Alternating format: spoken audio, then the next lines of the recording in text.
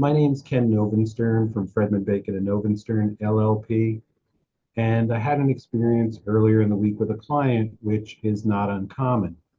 I want to talk now about how you start a divorce action, a summons and complaint, and the significance of those documents.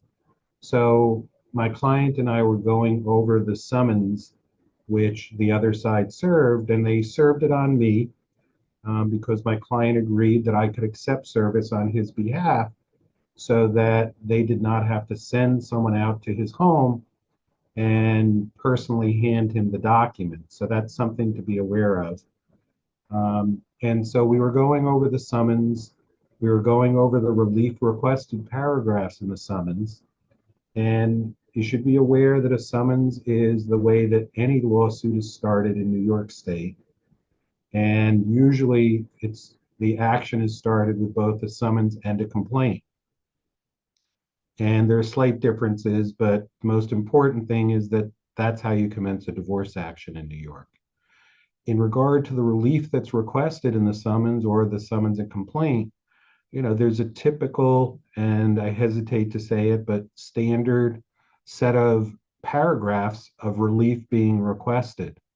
And those are things like one party seeking custody and access for the other party, spousal support, child support, health insurance, other items, equitable distribution for division of assets, recognition of one person's separate property.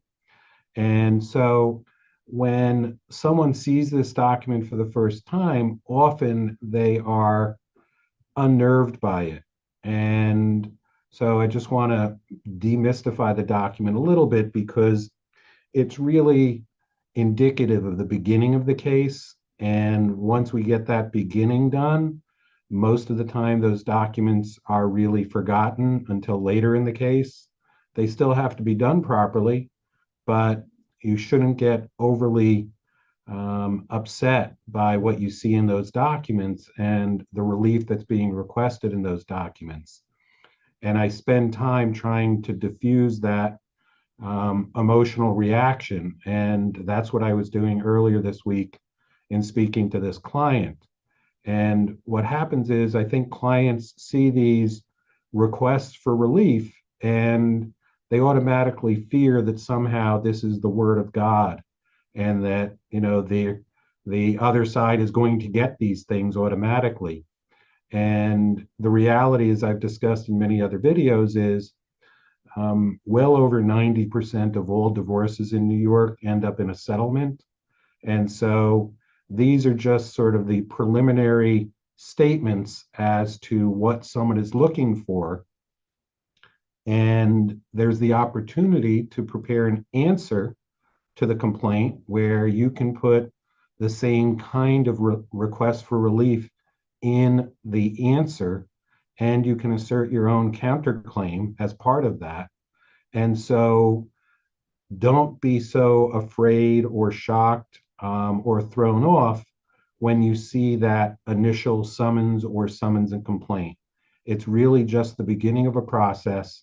And while it has to be done properly, it's really just the beginning. So if you have any questions about starting a divorce action, about a summons and complaint, please give me a call.